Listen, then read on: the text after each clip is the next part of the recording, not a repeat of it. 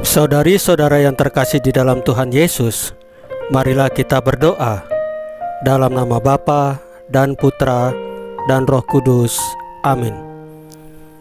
Bapa kami yang ada di surga, dimuliakanlah namamu. Datanglah kerajaanmu, dan jadilah kehendak-Mu di atas bumi seperti di dalam surga.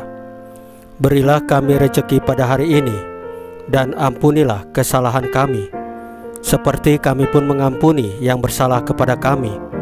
Dan janganlah masukkan kami ke dalam pencobaan, tetapi bebaskanlah kami dari yang jahat.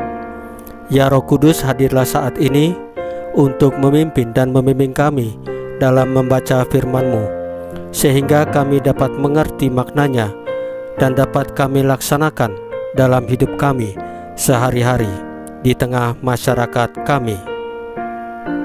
Pembacaan Injil Matius pasal 12 ayat 38 sampai dengan 42. Tanda Yunus, apa maknanya? Pada waktu itu berkatalah beberapa ahli Taurat dan orang Farisi kepada Yesus, "Guru, kami ingin melihat suatu tanda daripadamu."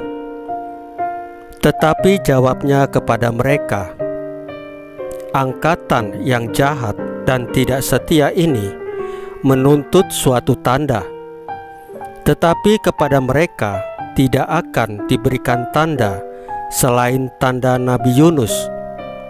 Sebab seperti Yunus tinggal di dalam perut ikan 3 hari 3 malam, demikian juga Anak Manusia akan tinggal di dalam rahim bumi 3 hari 3 malam.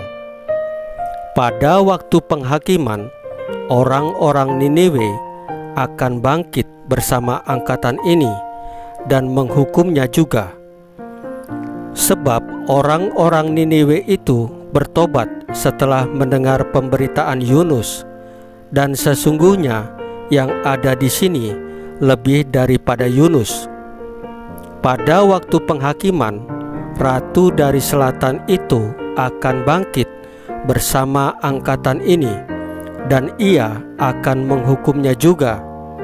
Sebab ratu ini datang dari ujung bumi untuk mendengar hikmat Salomo, dan sesungguhnya yang ada di sini lebih daripada Salomo."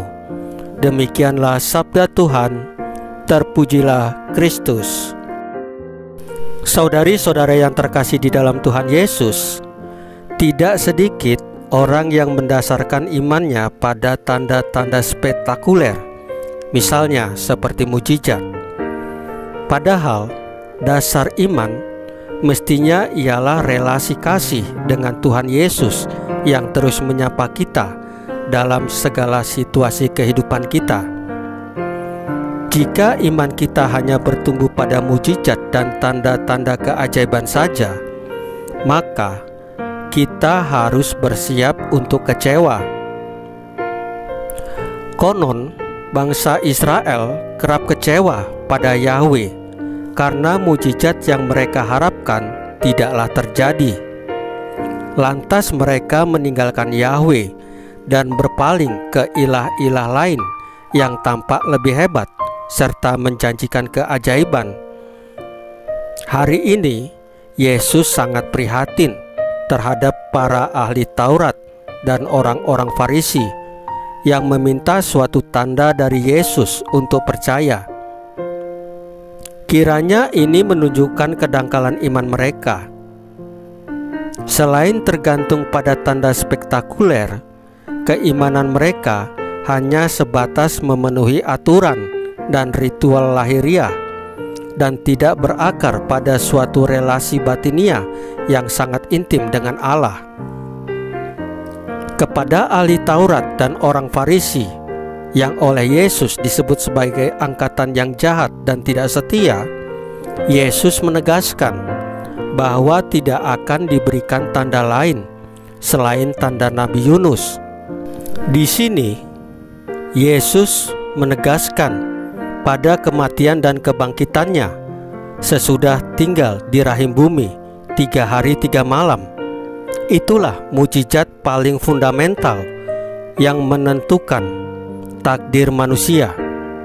Bila orang peka akan kehadiran Allah dan punya relasi dengannya, maka tanda tersebut sudah cukup memadai.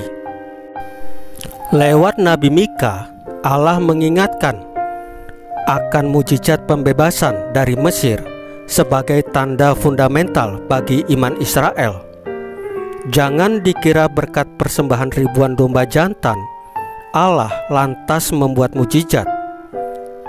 Allah tidak bisa disogok. Hal seperti ini tidak dikehendaki Allah.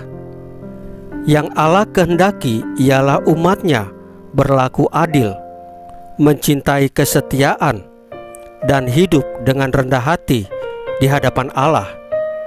Inilah tanda kedalaman iman. Saudari-saudara yang terkasih di dalam Tuhan Yesus, marilah kita berdoa. Ya Bapa, semoga iman kami tidak tergantung pada mukjizat, tetapi berakar pada relasi personal kami denganmu. Salam Maria, penuh rahmat, Tuhan sertamu. Terpujilah engkau di antara wanita, dan terpujilah buah tubuhmu Yesus. Santa Maria Bunda Allah, doakanlah kami yang berdosa ini, sekarang dan waktu kami mati. Ya Tuhan Yesus, tambahkanlah iman kami hanya kepadamu saja, karena Engkau adalah Tuhan dan Juru Selamat kami satu-satunya, tidak ada yang lain. Dalam nama Bapa dan Putra dan Roh Kudus. Amin. Saudari-saudara yang terkasih di dalam Tuhan Yesus, bacaan firman dan renungan hari ini sudah selesai.